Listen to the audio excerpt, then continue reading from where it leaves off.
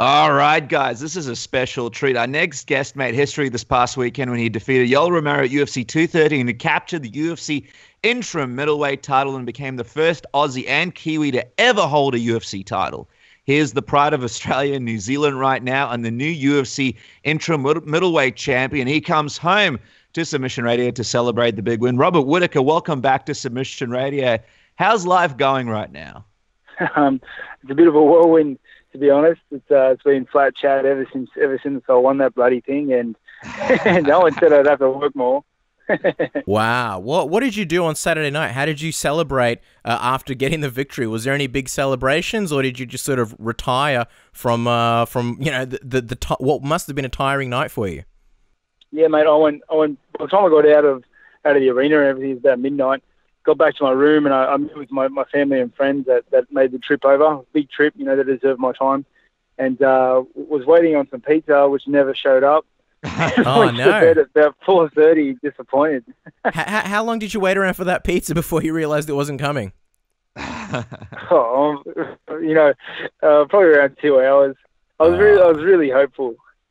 Yeah, be honest with us, Rob. You're still waiting for that pizza now. But seriously, I'm still waiting for that pizza. but seriously, I mean, we know how much your family and your friends mean to you. What was the first thing you did afterwards when you were able to get out into the private? You know, with your wife, with your children. What was that first moment like for you with your wife after you've got that belt, or with your team? What was that like? You know, it's funny, but I really haven't been given much privacy since winning. Sorry, Rob. It's been it's not you guys. It's just been flat chat. It really has been, mate. But I got into the hotel back in Sydney yesterday, and my sons were brought to the room, and I had my whole family around me, and that was a very good moment. You know. Do you have any sort of holidays or special activities planned with the family to sort of reward them? Because I know that after the fight, you kind of want to dedicate some, you know, quality Rob time and you know, give back the time that you may have missed while you were sort of zeroed in and focused in training camp. I don't have anything planned at this stage. You know, this stage I'm just kind of going through the motions a bit, but I definitely plan to take them our way, maybe down south, maybe overseas. You know, so they deserve a bit of a holiday. And, you know, I want some family R&R. No, yeah, for sure. And I'll tell you what, the most important question possibly of the whole interview is, have you thought about where exactly you're going to put that belt in your house? Because we've had some previous champions on the show. They like to put it on a mantle. Others like to wear it around. Some like to throw it in an empty room and just not even focus on it. Where's the perfect sweet spot in the Whittaker residence, you think, for that belt? I saw you got that balcony. I was going to say maybe you can somehow like superimpose it onto your balcony so people driving past can see it. That's the champ's house. What's the deal? What are you thinking? You know, I think I'm going to take it to the gyms for a little bit to begin with. You know, I'm sure there are a lot of dudes who help me get through all the prep and train with me day in, day out that, you know, deserve to see it and deserve to take some photos with it, that's for sure. But, you know, I think actually this one, it'll either end up somewhere in my house. You know, my little son loves dragging it around. It's nice and shiny. He drags it around the hotel already. Just loves it. It's his new shiny toy at the moment. But I'm sure I'll shove it up somewhere. Wow. Technically, your son's the interim middleweight champion then, so you gotta be careful there. Well, I'm curious, what was the support like for you afterwards from obviously Australia and New Zealand? Any random people or celebrities reaching out to you to congratulate you on becoming the first Aussie Kiwi to hold a UFC belt? Yeah, you know, the Australian New Zealand crowd has been absolutely over the top with their support for me. It's you know, honestly, I couldn't have asked for more. I have the best fans in the world. I really do. To have the strength of two countries behind me is just unreal. Absolutely. And I mean, let's talk about the way that you did it, because you beat an absolute beast in Yoel Romero to have that interim belt. I mean, we know that you're probably looking forward to fighting Yoel Romero because he's such a tough test and such a great competitor. But tell us, what was the biggest accomplishment for you? Winning the belt or beating such a, I suppose, probably one of the tougher guys in the division in Yoel Romero, and a huge test for yourself? Probably a bit of both. You know, a bit of both. I wanted to fight such a hard level opponent, but I wouldn't give much thought to the belt. But now that I've won it, I can look at it reflectively and be like, you know, well, I won that too. You know, it was great. But but yeah, it was to be able to fight and then to beat such a hard dude. A dude who's been at the top of the food chain for such a long time. No one else wanted to fight him. Except me. I'm just wondering, have you had a chance to rewatch that fight yet, or do you normally rewatch your fights? And I'm just wondering if there's anything that stands out to you about yours or Yoel's performance now that you've if you've had a chance to sit down and digest it a bit. I haven't even had time to watch the fight, mate. That's how busy I've been. I intend to watch it tonight, though. That's for sure. There was a good moment after the fight where your coach, Henry Perez, tried to play a sneaky Reebok choke on you with putting that T-shirt across your face while you were doing the post-fight speech.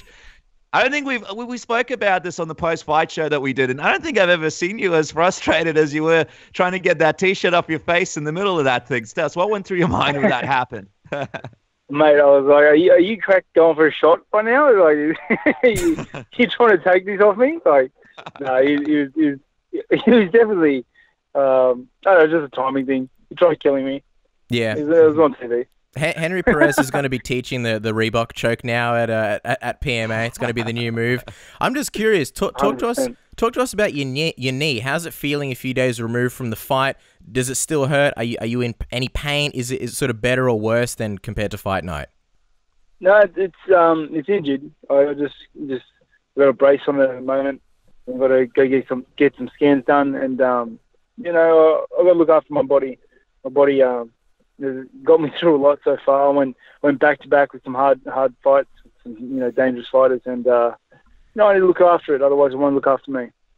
Oh, for sure, and it's so important to rehab. So we're interested to seeing what the doctors have to say. I mean, of course, we know that it's probably unlikely, but now that UFC Sydney has been announced in November, fans must be flocking you with messages asking if there's any chance you'll be on that card. Now, that looks like a fight night card, so I mean, that would be, even if you were healthy, we doubt the UFC will put you on it, but is there any chance at all you'd be a part of that card in November?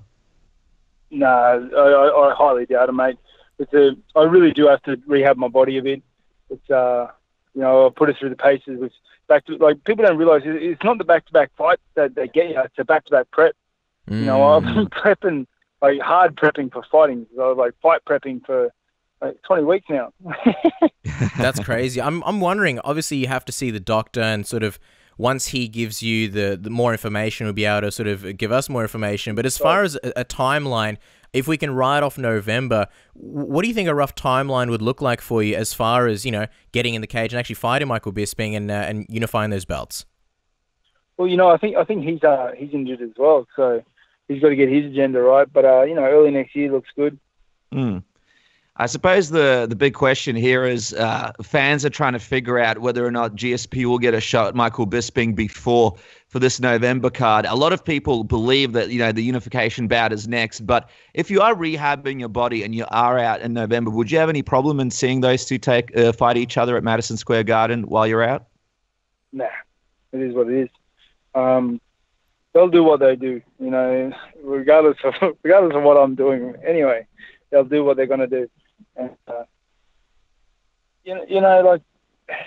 got to worry about me first. I'm going to worry about me first, and then me and my family first, and then I'm not going anywhere.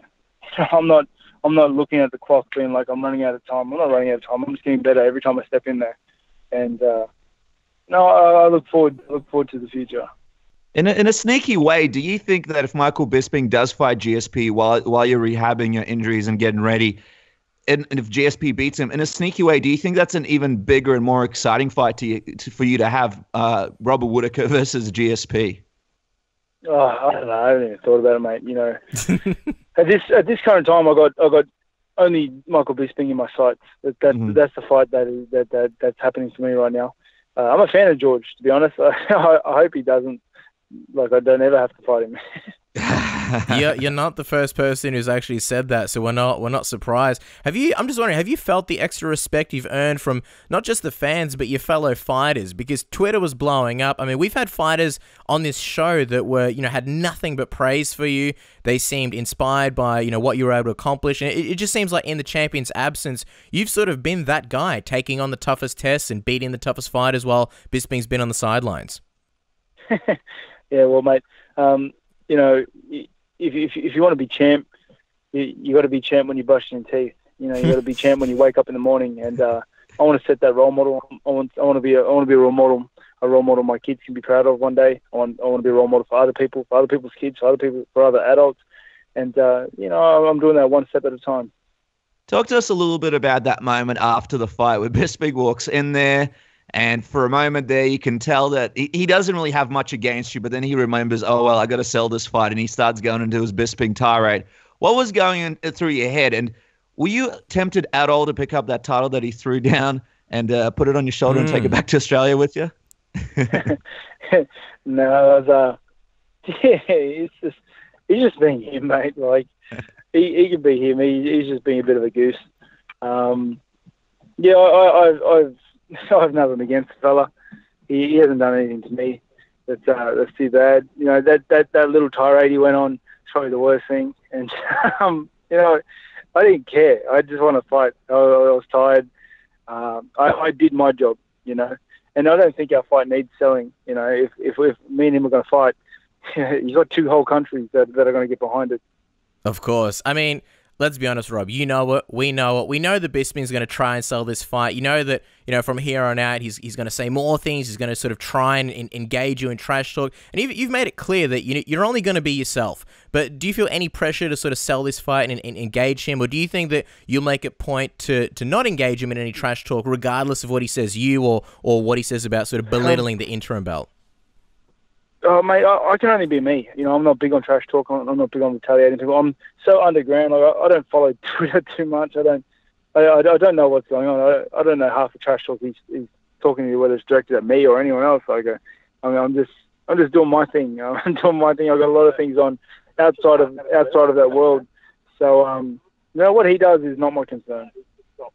You mentioned that obviously he's on your mind now because that is the next fight. And you were supposed to fight him at UFC 193. That fight fell through. So thinking about that matchup and how that fight plays out, I mean, you have been fighting some absolute killers in the middleweight division. Derek Brunson, Jacare, bloody Yoel Romero. So now that you're looking at Michael Bisping, where does he compare to the guys that you've fought in your last few fights to you? To the hardest one yet. I think Michael Bisping's going to be the hardest fight to date, and I need to treat it as such. But do you actually believe that, or are you just trying to say that to yourself to stay motivated and sharp for the fight? Because in his last fight against Dan Henderson, you know, people were a little bit disappointed with his performance, but the fight before that, he shocked the world by beating Luke Rockhold. So people aren't really sure what kind of Bisping shows up. Yeah, but he won both fights, and so it's you know, I can't go in there and expect anything other than it's going to be the hardest fight. He's a savvy dude who never quits. And, you know, he's tough, he's got cardio, and he doesn't quit. Those three ingredients will get you across the line 9 times out of 10. And what do you think your biggest tools will be against him when you guys fight? Oh, when we get in there, I'm gonna be hungry. I have great hands. I have knockout power, and I'm going to have cardio.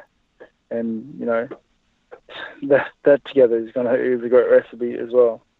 I feel like older fans want me to ask this question, so I'm going to go ahead and do it. When it does come down to you guys planning this, you know, big pay-per-view that you'll be fighting on, will you try and approach the UFC about possibly fighting in Australia and New Zealand and getting that title unified over here? Or do you think that's something that you'll approach them about once you become the undisputed champion? No, 100%. I would love to fight here. I would love to bring the fight here. Even Dana White has hinted at that, perhaps. You know, and I think it'd be great. I think it'd be sold out in a heartbeat, and you know, the pay-per-views would be through the roof. Well, speaking of Dana White, I mean, we spoke to Dana White back at UFC 193, and he was already a big fan of yours. He's always talked about how great you are and how much he enjoys watching your fights. Did you have a moment to speak to him at all after winning the interim belt? We imagine he'd be very proud of you and what you've achieved. Yeah, no, he's very happy with me, and you know, I appreciate all his support and work. He just believed in me.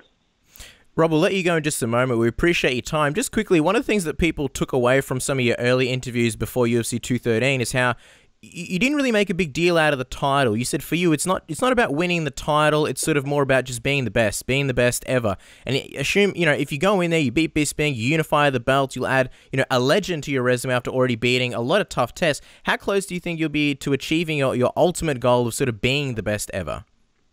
I'm nowhere near it, mate. There's 100 steps in front of me, and I'm knocking them out one step at a time. I'm surrounded by dudes a lot smarter than me, and they've helped me plot out a course of skill progression and just, a legacy. And a legacy isn't born in one or two fights. It's born, through years of hard work, and it's fun. All right, Rob, we'll let you go in just a second. Last question. I mean, people want to sort of hear your thoughts on this. One of the biggest names in the middleweight division, outside of yourself and the other guys up the top, Gegard Mousasi, just switched over to Bellator. Did you have any thoughts when you saw that he did that? I mean, a lot of people looking forward to you guys eventually taking each other on. And I know Gegard really wanted to fight you at certain points in his UFC run. What did you think when you saw that fight probably won't be happening anytime soon between you two? I wish him all the best. I hope he has a really good contract with Bellator. I hope he makes heaps of money, and I wish him all the best. Honestly, I hope he has everything he ever wanted. All right, well, there you go. Great way to finish it off, Rob. You are the eternal nice guy, and we wish you nothing but the best and congratulate you on this massive, massive win. I mean, you've made everybody proud, and everybody should obviously go and follow you on Twitter at Robert Whittaker MMA. It used to be RJ Whittaker 1990. You've streamlined it. You've updated it. It's a lot more easier and accessible. We appreciate that, Rob. And again, thank you so much for your time. We know you're absolutely swamped, so we appreciate the time you're giving us today. Thank you so much. No, thank you so much for putting me on, guys. Thank you.